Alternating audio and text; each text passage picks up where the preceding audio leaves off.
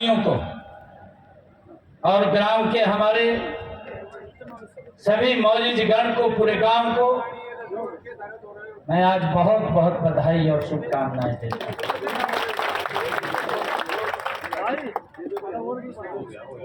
मुझे खुशी है कि आज ऐसे महान व्यक्ति की प्रतिमा का अनावरण करने का मुझे अवसर मिला है। महाराणा प्रताप, उनका जीवन हम सब के सामने खुली किताब है। जिन्होंने इस राष्ट्र की रक्षा के लिए,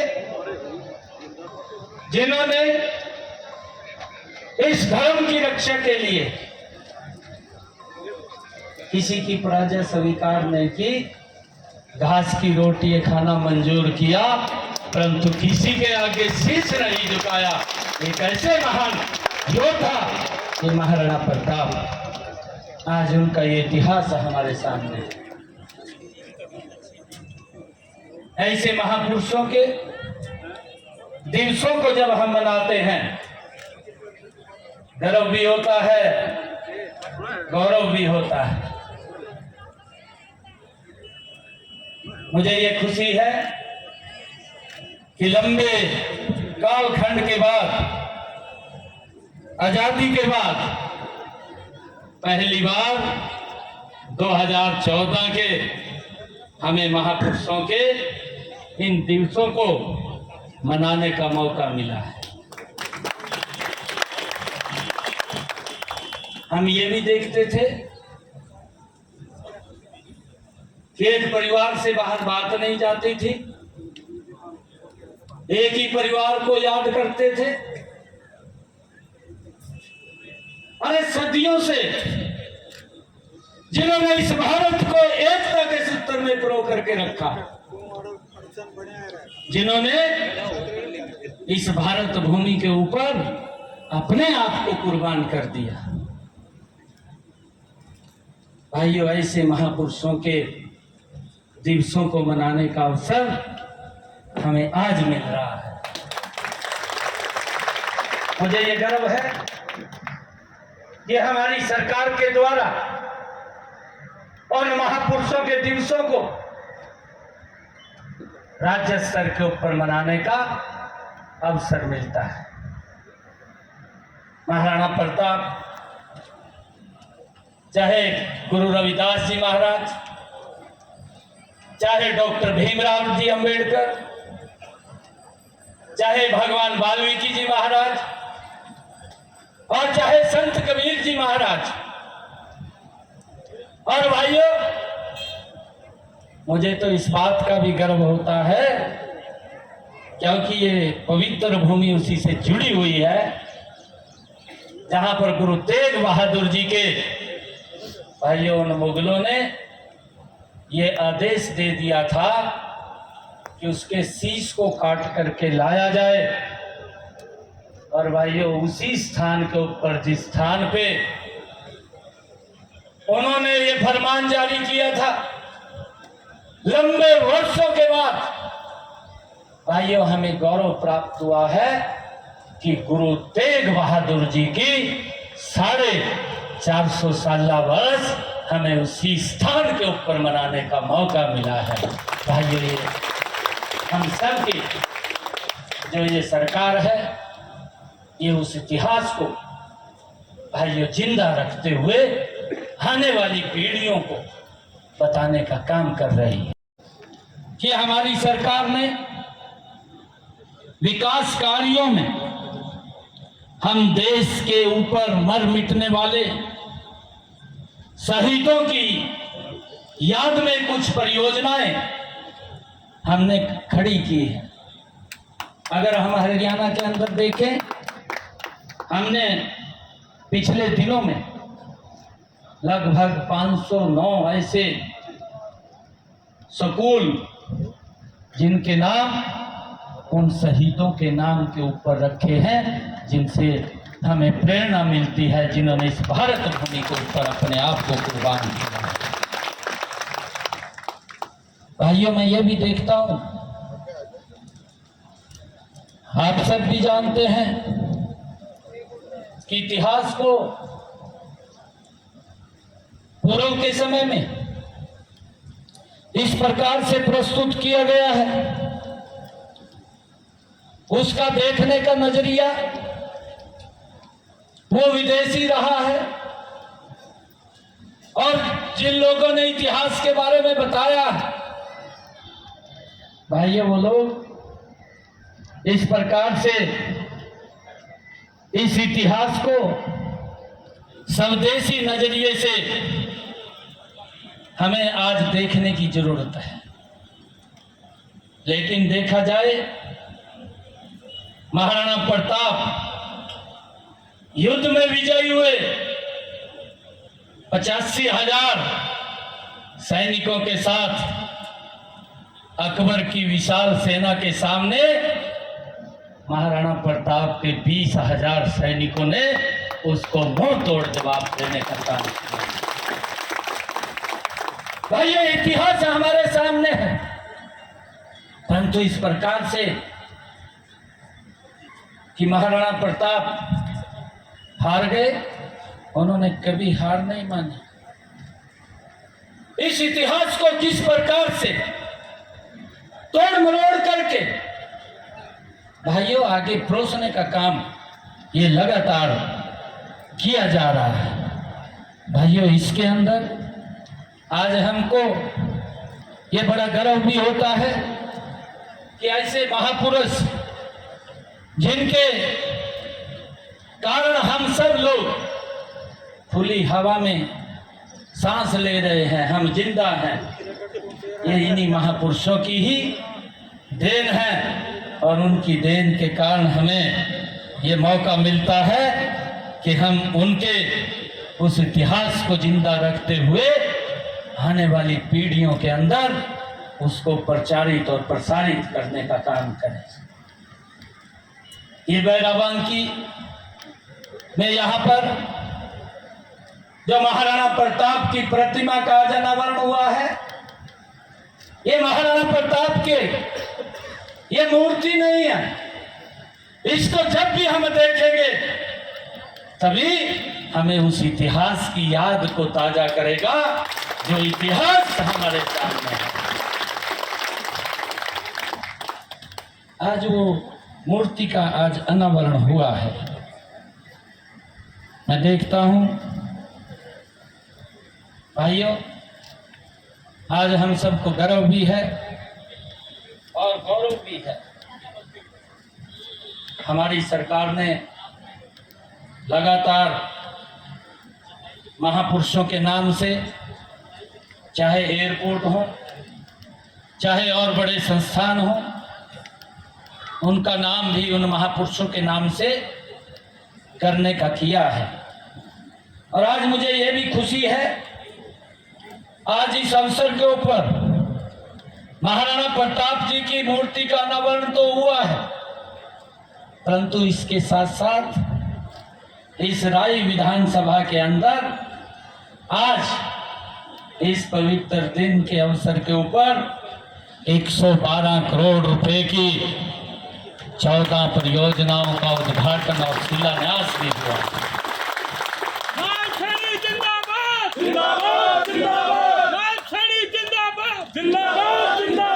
भाइयों, मुझे खुशी है कि इनमें से 88 करोड़ रुपए की लागत की 4 परियोजनाओं का उद्घाटन किया है। 24 करोड़ रुपए की 8 परियोजनाओं का आज शिलान्यास हुआ है। जो क्षेत्र के लोगों की मांग थी वो शीघ्र पूरी हो जाएगी। भाइयों, ये सरकार काम करने वाली सरकार है। ये सरकार लोगों की अपेक्षाओं के ऊपर खरा उतरने वाली सरकार है। भाइयों, मैं जब देखता हूं कांग्रेस के नेता, क्योंकि आज हम ऐसे पवित्र कार्यक्रम में आ रहे हैं जहां पर कोई राजनीति का विषय नहीं है, परंतु क्या करे भाई, बताना तो पड़ता है ना। एक झूठ ही बोलते हैं, झूठ बोल का हालत खराब करते हैं। भाभी जिनकी 10 साल तक हरियाणा में कांग्रेस रही, वो चार्जशीट पेश करता फिर रहा चंडीगढ़ में। वो कह रहा कहा जी 10 साल का बताओ क्या करे। मैंने कहा भाई तो अपने उड़ी तो जा के ले तन्ने 10 साल में क्या करे।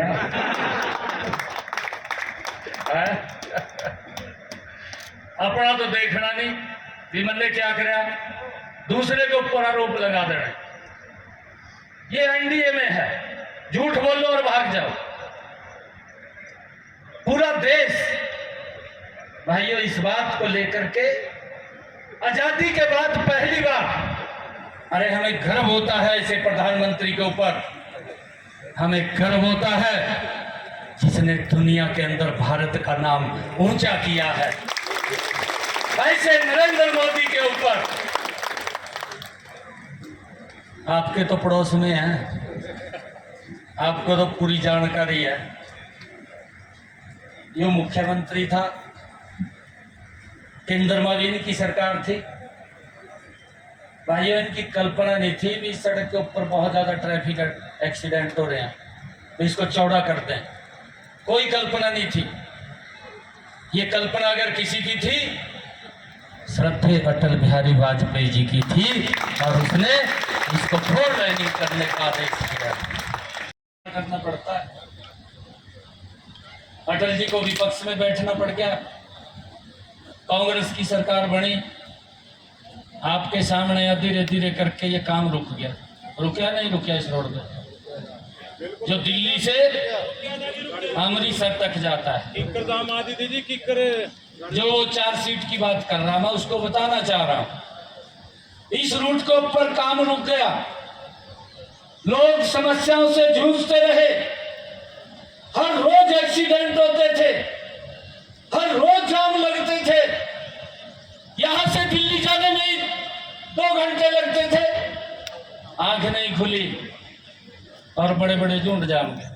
जाम गए नहीं जाम गए, ध्यान है कि भूल गए? ध्यान रखे, ध्यान रखे करो। मैं इतनी बात बोलता हूँ, हमारे ध्यान रहना चाहिए कि लोग कर क्या रहे हैं। मैं आप लोगों का भी धन्यवाद करना चाहूंगा। आप लोगों ने 2014 में इस भारत मां के लाल नरेंद्र मोदी को सबसे ज्यादा सीटें दे करके इस देश का प्रधान सेवक बनाया। और जब वो कुर्सी के ऊपर बैठे, इस रोड के ऊपर जिसके ऊपर झुंड जाम गए थे, फिर गति से काम चला। इन 10 वर्षों के अंदर भाइयों, दिल्ली से आप इसके ऊपर चढ़ते हैं, पाकिस्तान के बॉर्डर तक आपको नीचे उतरने की जरूरत नहीं है। ऐसा रोड ये बनाने का काम किया। और इससे भी आगे मैं उनको बताना चाहता हूं, जो प्रधानमंत्री जी की सोच है भाइयों, दिल्ली से उठा करके पानीपत तक 14 लेन का रोड भी बनाने का काम इन्हीं 10 वर्षों के अंदर ये नरेंद्र मोदी की सरकार ने किया। इस बात को हमने समझना है। अगर हम आज सोनीपत के चारों तरफ नजर डालेंगे तो आपको 4 लाइनिंग रोड दिखाई देंगे। मैं चारों तरफ की बात कर रहा हूं। 2014 से पहले आप नजर उठा करके देखिए, एक रोड के ऊपर ही हमें चलने में कितनी दिक्कत होती थी। ये चार्जशीट पेश कर रहा है, अपनी तरफ देख ही नहीं रहा, ये कौन सी चार्जशीट पेश कर रहा है। और यात्रा कहाँ लेकर के निकलूंगा, गाड़ी के अंदर बापू बेटा रहेंगे, कोई और नहीं रहेगा। भाइयों, मैं आज इस साहब के गांव के अंदर पैदा, कोई और नहीं रहेगा। अरे झूठ बोलते हैं, कितना बड़ा झूठ बोला कि संविधान को खत्म कर देंगे। अरे इस भारत मां के लाल ने इस देश को संविधान के अनुरूप चला रहा है। संविधान से बाहर एक कदम भी नहीं है। और अगर संविधान की मूल भावना के साथ छेड़छाड़ हुई है तो वो कांग्रेस के समय के अंदर हुई है। जो व्यक्ति उस पवित्र संविधान को उठा करके लोगों के बीच में उसको खत्म करने की बात करता है, वो अपनी तरफ नहीं देख रहा, अपने परिवार की तरफ नहीं देख रहा। जब इमरजेंसी लगी थी, ये तो ध्यान होगा आपको, 1975 में बुजुर्ग बैठे हैं, कई बुजुर्गों को तो पता होगा क्योंकि इखवा पड़े रहा टेक हफ्ता रोटी भी नहीं खाना होते, कुआर में पड़े रहे जी, कुआर में पड़े रहा। बिल्कुल ध्यान है आपके, ध्यान रखनी चाहिए बात। 15 दिन तक घर नहीं आते, ये हालात किए हैं।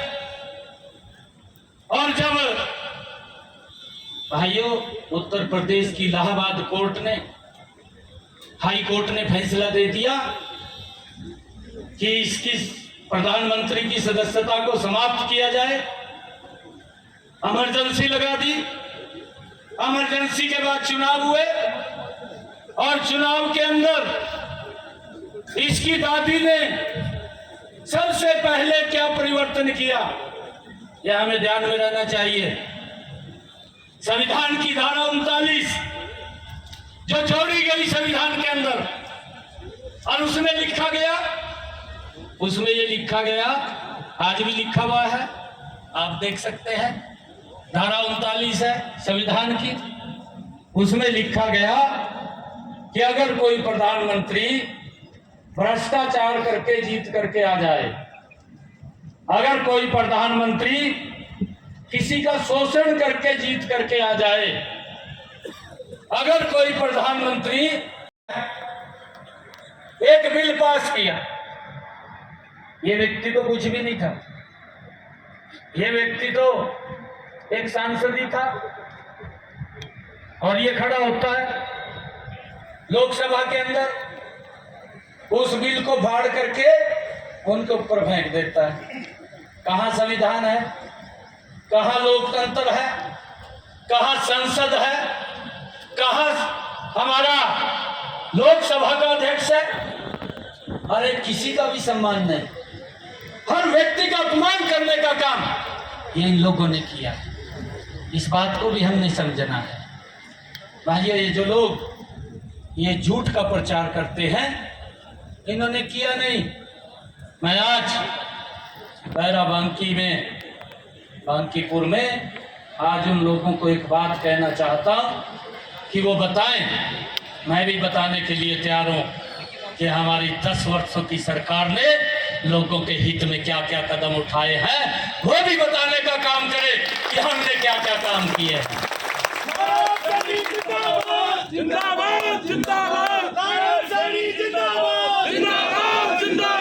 भाइयों, झूठ बोलने का और झूठ को फैलाने का ये काम गति से होता है। एक ही उदाहरण मैं आपको दे रहा हूं भाइयों। 2014 से पहले ये लोग बोलते थे, आज मैंने 2 परियोजनाओं का इसके अंदर वो शिलान्यास किया। ये लोग बोलते थे कि हमें वोट दें, हम 24 घंटे बिजली देंगे। बोलते थे नहीं बोलते थे? मैं झूठ तो नहीं बोल रहा, बोलते थे ना। शायद आपको नहीं मालूम, हमारे यमुनानगर में तो रैली भी करी थी, बड़ी सारी रैली करी थी बिजली रैली के नाम पे, 24 घंटे देंगे। वोट तो ले लिए, परंतु 4 घंटे भी लाइट नहीं मिलती थी। अगर 24 घंटे किसी ने बिजली देने का काम किया, ये भारतीय जनता पार्टी की सरकार ने किया है। ये हमने किया, एक सिस्टम को ठीक किया, और सिस्टम को ठीक करके भाइयों लोगों को लाभ पहुंचाया। मुझे ये भी खुशी है आप सबको बताते हुए, ये बात बोलते हैं कहा बेरोजगारी बढ़ गई है। बेरोजगारी के ऊपर ये बापू बेटा लगे रहा, बोलते रहा, पता नहीं लगता। मैं उनको ये भी पूछना चाहता हूं कि आप 10 साल प्रदेश के मुखिया रहे हैं।